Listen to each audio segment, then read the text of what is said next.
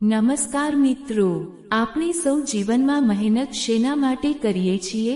તો જવાબ છે પેટનો ખાડો પૂરવા, એટલે કે સારા ભોજન માટે। પણ શું તમે જાણો છો કે ભોજન એ માત્ર શરીરને ચલાવવાનું ઈંધણ નથી, પણ તે એક પવિત્ર યજ્ઞ છે? વાસ્તુશાસ્ત્ર અને આયુર્વેદ મુજબ આપણે કેવી રીતે જમીએ છીએ, કઈ દિશામાં બેસીએ છીએ અને ભોજન પ્રત્યે આપણો વ્યવહાર કેવો છે, તે નક્કી કરે છે કે આપણા ઘરમાં બરકત રહેશે કે દરિદ્રતા। ઘણીવાર લોકો ફરિયાદ કરે છે કે પૈસા તો આવે છે પણ ટકતા નથી। તેનું એક મુખ્ય કારણ તમારી જમવાની ખોટી પદ્ધતિ હોઈ શકે છે। આજે આપણે ભોજન સાથે જોડાયેલા એવા ગૂઢ રહસ્યો અને વાસ્તુ ભૂલો વિશે વાત કરીશું, જે તમારા જીવનમાં મોટું પરિવર્તન લાવી શકે છે। સૌ પ્રથમ વાત કરીએ દિશાની।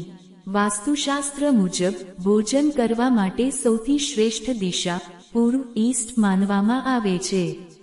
જો તમે પૂર્વ દિશા તરફ મુખ રાખીને ભોજન કરો છો, તો તેનાથી આયુષ્ય વધે છે, સ્વાસ્થ્ય સુધરે છે અને મન પ્રસન્ન રહે છે।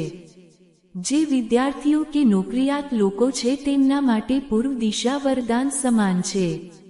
બીજા વિકલ્પ તરીકે તમે ઉત્તર નોર્થ દિશા પસંદ કરી શકો છો, જે ધન અને સમૃદ્ધિની દિશા છે। પણ યાદ રાખજો, ક્યારેય પણ દક્ષિણ દિશા તરફ મોઢું રાખીને ભોજન ન કરવું જોઈએ।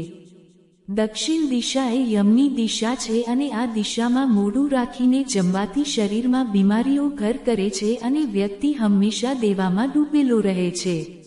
બીજી મહત્વની વાત છે પલંગ પર બેસીને જમવાની આદત। આજકાલ ટીવી જોતા જોતા કે મોબાઈલ વાપરતા વાપરતા લોકો બેડરૂમમાં પલંગ પર જ ભોજન કરે છે। વાસ્તુ મુજબ આ ભયંકર ભૂલ છે। પલંગ એ સૂવાનું સ્થાન છે, ત્યાં બેસીને જમવાથી અન્ન દેવતાનું અપમાન થાય છે। આ આદતથી ઘરમાં દરિદ્રતા આવે છે, દેવું વધે છે અને રાત્રે ઊંઘમાં ખલેલ પડે છે। ભોજન હંમેશા જમીન પર આસન પાથરીને અથવા ડાઇનિંગ ટેબલ પર બેસીને જ કરવું જોઈએ। જમીન પર પલાંઠી વાળીને બેસીને જમવું એ વૈજ્ઞાનિક રીતે પણ સર્વશ્રેષ્ઠ છે, કારણ કે તેનાથી પાચનક્રિયા તેજ બને છે। શું તમે જમતી વખતે મોબાઈલ કે ટીવી જુઓ છો? જો હા, તો સાવધાન। જ્યારે આપણે ટીવી કે મોબાઈલમાં મગ્ન હોઈએ છીએ, ત્યારે આપણું ધ્યાન ભોજનમાં નથી હોતું। આનાથી શરીરમાં ખોટા હોર્મોન્સ ઉત્પન્ન થાય છે અને અન્નનો પૂરો પોષક અંશ આપણને મળતો નથી। શાસ્ત્રો કહે છે કે અન્ન એ બ્રહ્મ છે। ભોજન કરતી વખતે મન શાંત રાખવું જોઈએ, ક્યારેય ગુસ્સામાં કે રડતા રડતા ભોજન ન કરવું। જો તમે ગુસ્સામાં જમો છો, તો તે અન્ન તમારા શરીરમાં ઝેર સમાન કામ કરે છે।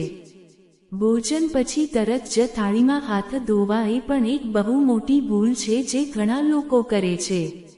થાળીમાં હાથ ધોવાથી લક્ષ્મીજી અત્યંત નારાજ થાય છે। કહેવાય છે કે જે થાળીમાં તમે જમ્યા છો, તેમાં હાથ ધોવાથી તમે તમારા ભાગ્યને ધોઈ રહ્યા છો। આ આદત ઘરની આર્થિક સ્થિતિને પાયમાલ કરી શકે છે। એટલે હંમેશા જમ્યા પછી થાળીમાંથી ઊભા થઈને વોશ બેસિનમાં જ હાથ ધોવા જોઈએ। ત્યારબાદ વાત કરીએ એંઠા વાસણોની। રાત્રે જમ્યા પછી ઘણા ઘરોમાં વાસણો સિંકમાં એમનેમ પડી રહે છે અને સવારે સાફ કરવામાં આવે છે। વાસ્તુશાસ્ત્રમાં રાત્રે એંઠા વાસણો રાખવાને અત્યંત અશુભ માનવામાં આવે છે। એંઠા વાસણો નકારાત્મક શક્તિઓને આકર્ષે છે અને ઘરની સમૃદ્ધિને નજર લગાડે છે।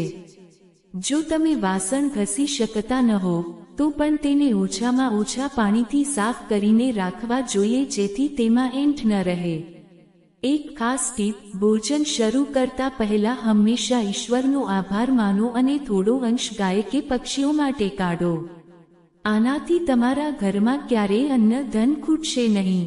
ભોજનની થાળીને હંમેશા બંને હાથથી પકડીને સન્માન આપવું। જમ્યા પછી થાળીમાં ક્યારેય એંઠવાડ ન છોડવો, કારણ કે અન્નનો બગાડ એ મહાપાપ છે। મિત્રો, આપણી આ નાની નાની આદતો જ આપણું નસીબ બનાવે છે। જો તમે તમારા ભોજન કરવાના નિયમોમાં આ નાના ફેરફારો કરશો, તો તમે પોતે અનુભવશો કે તમારા ઘરમાં સુખ, શાંતિ અને સમૃદ્ધિનો વધારો થયો છે. તમારી જમવાની આદત કેવી છે? શું તમે પણ પલંગ પર બેસીને જમો છો? કોમેન્ટમાં અમને જરૂર જણાવજો. આ માહિતી તમારા મિત્રો અને પરિવાર સાથે શેર કરજો જેથી તેઓ પણ આ ભૂલોથી બચી શકે.